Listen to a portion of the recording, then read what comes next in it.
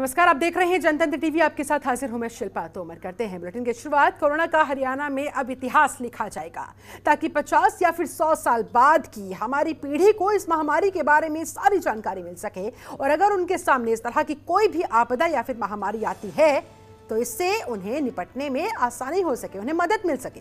ये कहना है हरियाणा के गृह एवं स्वास्थ्य मंत्री अनिल विज का।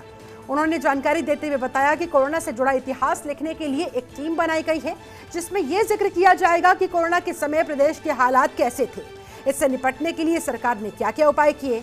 मंत्री अनिल विज ने खास तौर पर आज के समय का जिक्र किया।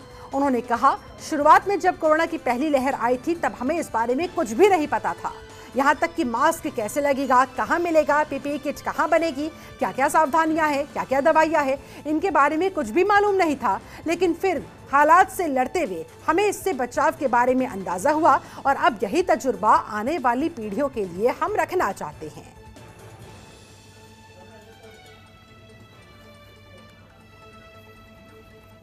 क्या हुआ अब तक, क्या कैसे इसको लड़ा गया, कहां पर वो टीम बनाई? और मैंने जब पहली वेव आई थी,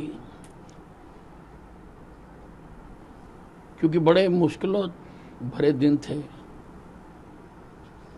और शुरू में तो पता नहीं था कि मास्क कैसा लगेगा, कहाँ से मिलेगा, पीपी की किट कहाँ से बनेगी, क्या क्या प्रिकॉशंस हैं, क्या क्या दवाइयाँ हैं। तो उसी वक्त मैंने एक पीजीआई के डॉक्टर्स के और स्वास्थ्य विभाग के डॉक्टर्स की मिलाकर एक टीम बनाई थी कि इसका सारा इतिहास लिखा जाए कि किन किन मुश्किलातों से होकर हम गुजरे। देखिए, केसेस काफ़ी बढ़ रहे हैं। 398 केसेस आज की तारीख में हैं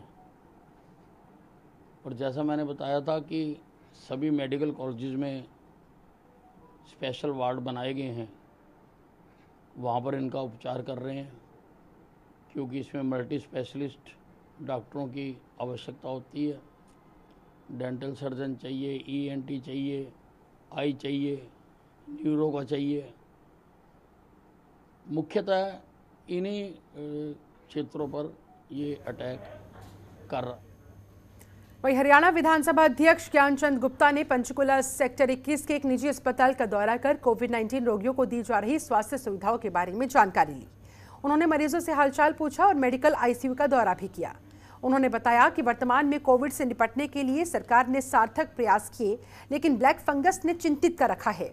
ये बहुत घातक है, इसीलिए सरकार ने ब्लैक फंगस को नोटिफाइड डिजीज घोषित किया है। उन्होंने डॉक्टरों से ब्लैक फंगस से निपटने के लिए विस्तार जानकारी ली।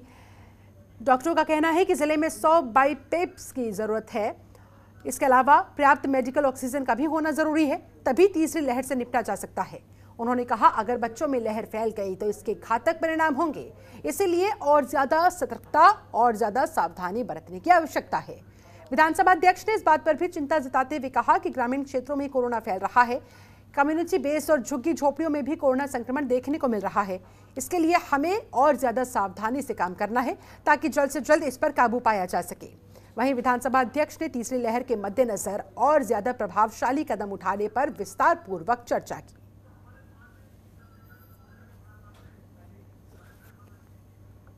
एल्केमिस्ट हॉस्पिटल के अंदर कुछ जो पेशेंट्स हैं उनसे मिलना हुआ है, जानकारी ली और जो यहाँ प्रबंध किए गए उनकी समीक्षा भी और क्या हम और बेटर कैसे कर सकते हैं उसके बारे में यहाँ की मैनेजमेंट, यहाँ के डॉक्टर्स से चर्चा हुई और इस बात को भी लेकर चर्चा है कि आने वाले दिनों में क्या जो थर्ड वेव जिसको हम कह रहे हैं कितनी इफेक्ट हो सकती है, उसके लिए क्या क्या करने की आवश्यकता है। मैं शिरोमणि अकाली दल के अध्यक्ष सुखबीर सिंह बादल ने शिरोमणि गुरुद्वारा प्रबंधक कमेटी द्वारा 25 बेड्स के कोविड केयर सेंटर का उद्घाटन किया जो ऑक्सीजन कंसंट्रेटर से लैस है। इस मौके पर एसजीपीसी की अध्यक्षा बेबी जागीर कौर भी मौजूद रही और पूर्व मंत्री डॉक्टर दलजीत सिंह चीमा के अलावा इंडिया मेडिकल एसोसिएशन की स्थानीय शाखा ने भी कोविड केयर सेंटर में अपनी सेवाएं देने की पेशकश की। मुख्यमंत्री से अकाली दल ने मांग की है कि लंबे समय तक लॉकडाउन की वजह से जिन लोगों का नुकसान हुआ है उन्हें कुछ राहत दी जानी चाहिए।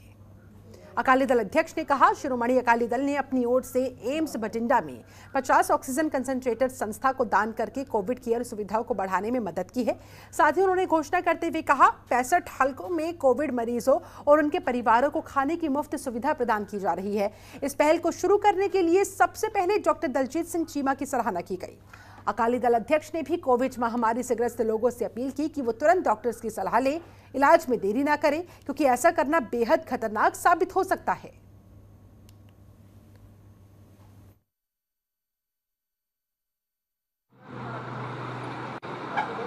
आज रोपड़ शहर च असीं हैं, गुरुद्वारा पाटा साहब, उत्थे श्रोमणी गुरुद्वारा प्रबंधक कमेटी का 7वां कोविड सेंटर असी 10 दिन खोलिया। इत्थे 25 बिस्तरियां का हस्पताल है, पूरा हॉल बहुत वधिया इंतजाम डॉक्टर चीमा जी ने किया। मैं बीबी जगीर कौर जी का धन्यवाद तो करता ही, हर रोज़ करता है। अज मैं डॉक्टर चीमे का भी धन्यवाद करना चाहना है, क्योंकि दिन रात डॉक्टर साहब ने बड़ी मेहनत की। ਜਦੋਂ ਦਾ प्लान बनाया कि सेंटर खोलने हैं, उन्होंने कहा कि इस इलाके में इतने बड़ी लोड़ है, तो उन्होंने बड़ी इंतजाम की। मैं धन्यवादी हाँ जोड़े इतों की रोपड़ शहर के इलाके जिले के आए में जो डॉक्टर्स हैं, उन्होंने का बहुत बड़ा। कोरोना के इस दौर में हर तरफ लोग मंदी की मार झेल रहे हैं, जिससे किसान भी अछूता नहीं है।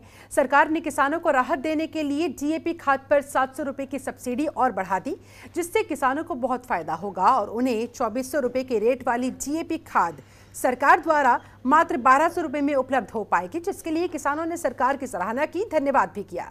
हालांकि कुछ किसानों का कहना है कि किसान से जुड़ी और भी चीजें हैं, जैसे डीजल वगैरह, उनके भी रेट कम किए जाए तो किसानों को और ज्यादा लाभ मिल पाएगा। वहीं प्रगतिशील किसान गुरजीत मान ने कहा कि सरकार ने जो सब्सिडी देकर डीएपी के रेट को बढ़ने से रोका है, किसान सरकार के इस कदम की सराहना करते हैं। इस बारे में जब इफ्को केंद्र के इंचार्ज शीशपाल नैन से बातचीत हुई तो उन्होंने कहा कि अब डीएपी के रेट 1200 रुपए हो गए, जो कि पहले 2400 थे। किसानों को कम रेट पर डीएपी मिलने से बहुत फायदा होगा। किसान इंतजार में है कि माल आए और वो लेकर जाए।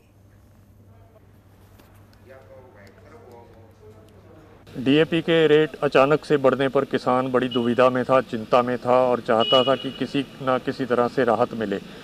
सरकार ने उसी कीमत पर रखते हुए उसमें सब्सिडी देकर के लगभग पिछले साल वाले रेट पर डीएपी देने की एक अनाउंसमेंट की है। इसका किसान स्वागत करते हैं।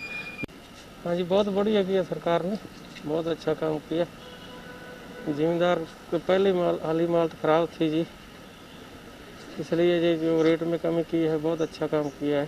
धन्यवाद करते हैं, पूरा पूरा धन्यवाद। और एक डीजल बहुत महंगा मिल रहा है जी, हमें डीजल का खर्चा ज़्यादा पड़ रहा है जी। सर, इससे मैं सरकार का शुक्रगुजार ये कर रहा हूँ कि इन्होंने पहले तो जो रेट बढ़ाए थे, अब दोबारा वही पुराने वाले रेट लागू कर दिए। इससे किसानों को बहुत बड़ा बेनिफिट हुआ है और मैं यही आशा कर रहा हूँ कि किसानों को इसी तरह सब्सिडी मिलती रहे। अब जो रेट भारत सरकार ने जो बढ़ाए हैं उसमें अंतर्राष्ट्रीय मार्केट स्तर पर मान लो फॉस्फोरिक एसिड और अमोनिया से डीएपी का निर्माण होता है। ये दोनों उत्पाद में पीछे महंगे हो गए। ये अपन बाहर से मान लो भारत में इंपोर्ट होते हैं, तो इस वजह से इनके रेट दोनों के बढ़ गए। लगभग मान लो बिक्री रेट 2400 रुपये आज नया रेट है डीएपी का। उस पर भारत सरकार ने पहले सब्सिडी 500 रुपये पर बैग दे रखी थी, अब उसको 700 रुपये और ऐड करके 2400 रुपये किया है। कहने का मतलब ये है कि कुल कीमत आज डीएपी के थैले की 2400 रुपये, उसमें अनुदान राशि 1200 रुपये और किसान से वसूल राशि है वो 1200। वहीं सर्व कर्मचारी संघ से संबंधित आउटसोर्सिंग स्वास्थ्य कर्मचारी संघ की एक मीटिंग जिला नागरिक अस्पताल में आयोजित की गई। इस बैठक में ठेकेदार के खिलाफ नारेबाजी करते हुए रोष व्यक्त करते हुए बिना कारण ठेकेदार कुछ पुराने कर्मचारियों को हटाकर नए कर्मचारियों को उनकी जगह पर लगा रहा है। कर्मचारियों ने चेतावनी देते हुए कहा कि अगर 10 दिनों में हटाए गए कर्मचारियों की बहाली नहीं की गई तो आंदोलन किया जाएगा। इस मौके पर सर्व कर्मचारी संघ के जिला प्रधान मदन लाल थोत ने बताया कि ठेकेदार द्वारा कुछ पुराने कर्मचारियों को बिना किसी कारण हटा दिया गया। उनके स्थान पर पैसे लेकर नए कर्मचारी नियुक्त कर दिए गए।